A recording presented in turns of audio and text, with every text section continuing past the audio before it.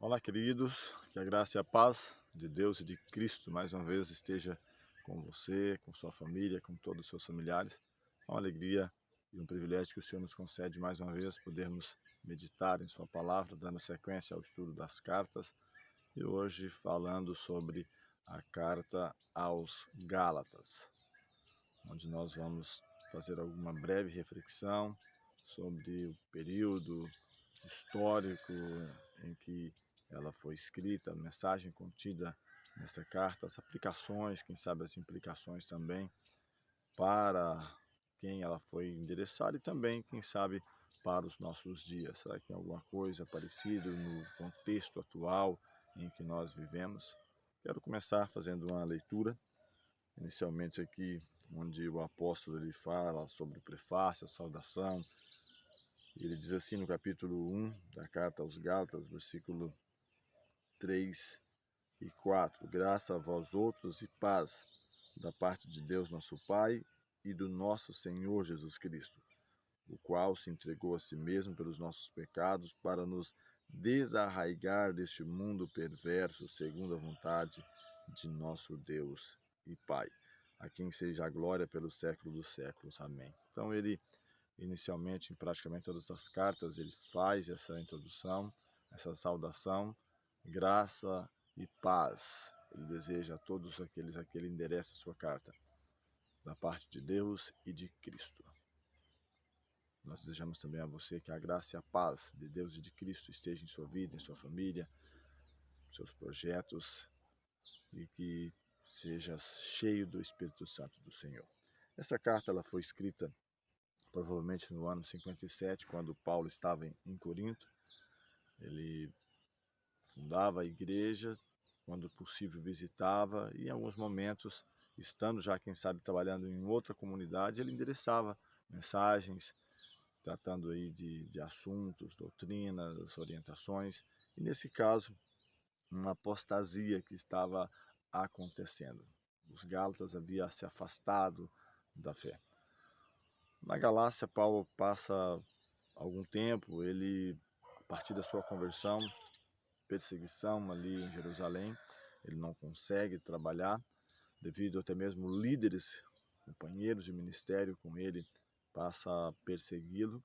Ele estava disposto até mesmo a dar a vida, se preciso for, para, como de fato, né, abrindo parênteses, ele deu a sua vida, foi morto como mártir, em prol dessa causa que defendia, mas não naquele momento inicialmente. E o Senhor, então, o envia para outro local trabalhar com os gentios. E ele passa uma temporada, é mencionado pelo menos 3 anos, ele quem sabe está ali a fazer uma recapitulação da sua vida, uma retrospectiva, onde foi o seu erro de interpretação em relação às profecias, porque anteriormente ele era perseguidor da igreja, e ele agora passa a ser perseguido em cada cidade onde ele está a pregar, ele passa a receber também perseguição. E ele faz algumas menções, ele diz que, fazendo a retrospectiva da sua vida, ele fala que não procurava agradar a homens, senão ele estaria onde ele estava inicialmente. E no versículo 13 mesmo da carta aqui, primeiro capítulo, ele fala que eles tinham ouvido qual era o seu proceder anteriormente no judaísmo, do qual ele perseguia sobremaneira a igreja de Deus, a devastava. E ele até fala que na sua nação, quanto ao judaísmo, ele avantajava muito a sua idade fazendo aquilo, e ele era sincero. Então ele era sincero naquilo que ele fazia, acreditando estar fazendo o que era correto. Até que teve um encontro com Cristo e isso muda. Ele fala então no versículo 18 que, decorrido 3 anos, ele sobe a Jerusalém para estar ali com Pedro, permaneceu 2 semanas, ele fala 15 dias, não viu outro senão Tiago, o irmão do Senhor. Então ele está fazendo aqui esse apanhado, né, da sua vida passada e mostrando a eles, para que eles até mesmo questionavam o seu ministério, ele não estava entre os 12. Então Paulo fala da sua conversão, de como foi, de maneira miraculosa. E no capítulo 2 aqui ainda ele fala que 14 anos depois subi outra vez de Jerusalém com Barnabé, levando Tito. Ele passa a fazer algumas narrativas aqui, não é esse o foco principal, quero simplesmente chamar a atenção de que ele fala, mesmo que eu não tenha estado entre os 12 inicialmente, mas eu fui chamado por Cristo. Ele faz toda a sua narrativa, os milagres, o poder de Deus atuando em sua vida e dos seus companheiros que com ele trabalhava, mas estava acontecendo, como mencionamos, uma apostasia da fé. Que, aliás, essa carta ela fala justamente da justificação pela fé. Salvos em Cristo, somos salvos pela graça, mediante a fé, não vem de nós, é dom de Deus, não vem por obras para que ninguém se gloria. Próxima carta, falando também aos Efésios, ele vai falar sobre isso, ser salvos pela graça. E sempre, né, o próprio apóstolo Pedro entende, acreditamos que nós também fomos salvos pela graça, como eles também o foram. E aqueles líderes, chamados judaizantes, até fala no judaísmo, continuava visitando ali as sinagogas, as cidades, principalmente onde Paulo e os demais apóstolos trabalhavam, para torcer ou distorcer os seus ensinos e falar que era necessário guardar a lei. Eu não estou aqui falando simplesmente da lei cerimonial, porque é mencionada também nessa carta, das cerimônias, que tinha uma aplicação, que apontavam para Cristo, não somente aqueles sábados anuais ali, Páscoa, Pentecostes, toda aquela festas que tinham uma aplicação, algumas delas para a primeira vinda de Cristo, outras para a segunda, mas também não se trata simplesmente também disso, ou, quem sabe, leis dietéticas, leis de saúde, civis, nem também da lei moral.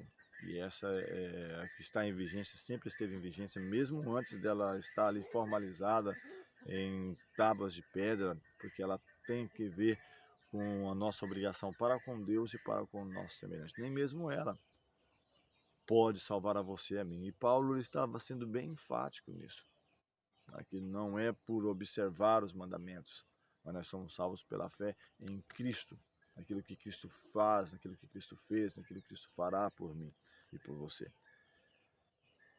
Ele diz aqui, no versículo 8 a 9, que mesmo que um anjo vindo do céu pregue evangelho que vá além do que nós temos pregado, seja anátema.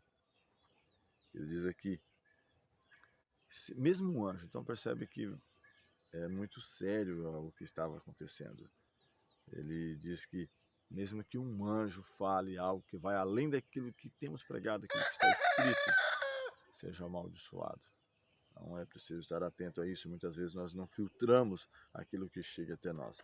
Capítulo 2, aqui, versículo 16, ele fala, sabendo, contudo, que o homem não é justificado por obras da lei, e sim mediante a fé em Cristo Jesus. Também temos crido em Jesus, para que fôssemos justificados pela fé em Cristo, e não por obras da lei, porque por obras da lei ninguém será justificado. Como mencionei, fez uma retrospectiva da lei cerimonial, da lei dietéticas, lei de saúde, civis, que tem o seu papel, tem a sua função, ou mesmo que fosse a lei dos 10 mandamentos, a lei moral, não é ela que salva você, somos salvos pela graça, somos salvos por Cristo, e ele está sendo enfático nesse ponto.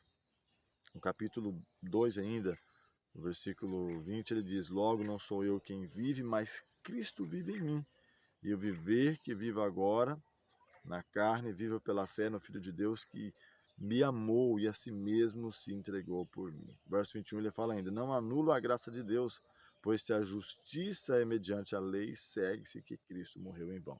Então, a discussão aqui em relação à justificação pela fé, ou essa apostasia, é que esses líderes judeus que estavam ali pregando essa mensagem, distorcendo aquilo que Paulo estava ensinando, é que as pessoas poderiam ser salvas mediante as boas obras, aquilo que eles faziam.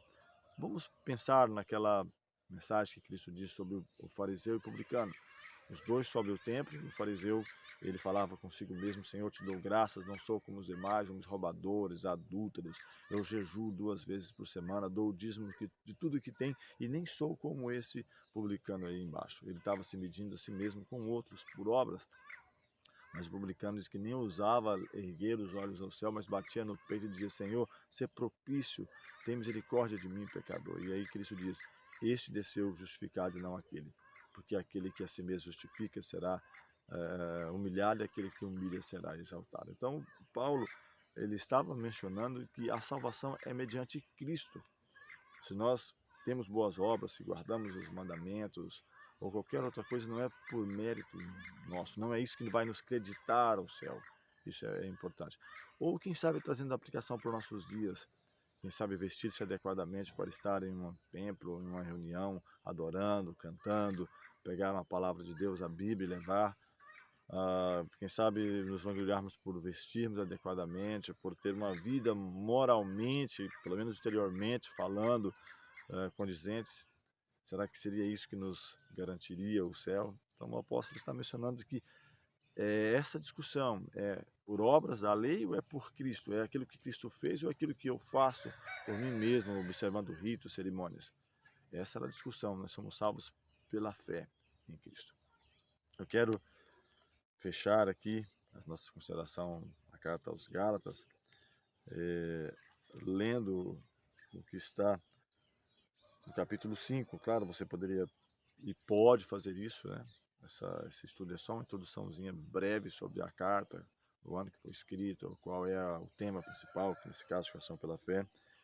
E no capítulo 5, falando sobre ou a lei ou Cristo, ou seja, ou as cerimônias, mandamentos, ou é Cristo que vai me salvar. Você pode tirar tempo para ler capítulo a capítulo, versículo a versículo e procurar entender aquilo que o Senhor quer te oferecer. Mas eu quero pegar a partir do versículo 16, onde ele fala, capítulo 5, digo, porém, andai no Espírito e jamais satisfarei a concupiscência da carne, porque a carne luta contra o Espírito e o Espírito contra a carne, porque são opostos entre si, para que não façais o que porventura seja do vosso querer. Então, ou vamos fazer aquilo que a carne deseja ou que o Espírito deseja. E ele diz mais, mas se sois guiados pelo Espírito, não estáis sob a lei, ou seja, não estáis sob a condenação da lei. Se sois guiados pelo Espírito. Por quê? E aí ele menciona, ora, as obras da carne são conhecidas e são prostituição, impureza, lascívia, idolatria, feitiçarias, inimizades, porfias, ciúmes, iras, discórdias, dissensões, facções, invejas, bebedices, glutonarias e coisas semelhantes a estas, a respeito das quais eu vos declaro, como já no passado vos preveni, que não herdarão o reino de Deus e que tais coisas praticam. Então percebe que a lista é grande do que é as obras da carne, daquilo que naturalmente todos nós ao nascer herdamos. Primeiro, os que nascem temos algo em comum, porque nascemos e segundo somos pecadores. Carregamos em nosso DNA a natureza, o desejo para tudo aquilo que é contrário a essa doutrina. Mas em contrapartida ele menciona o que é o fruto do Espírito que você e eu precisa, ou que precisamos no nosso viver. Ele fala, mas o fruto do Espírito é amor, alegria, paz, longanimidade, benignidade, bondade, fidelidade, mansidão, domínio próprio, em outras traduções diz temperança. Contra estas coisas não há lei. Como vai ter lei contra isso? Então percebe que se nós estamos com a nossa vida enraizada em Cristo, sendo nutrido a cada dia, assim como em João 15 é mencionado, da videira e ali os galhos, sendo nutrido por Cristo, através do seu Espírito, então vamos ter vida e vida em abundância. Ele fala, contra essas coisas não há lei, e os que são de Cristo Jesus crucificaram a carne com as suas paixões e concupiscências. Se vivemos no Espírito, andemos também no Espírito. Não nos deixemos possuir de vanglória, provocando uns aos outros, tendo inveja um dos outros. Então, quis trazer esse pensamento, onde fala que o segredo para a vitória, sua e minha, é recebermos a cada dia o Espírito de Deus em nosso viver, para termos os frutos do Espírito.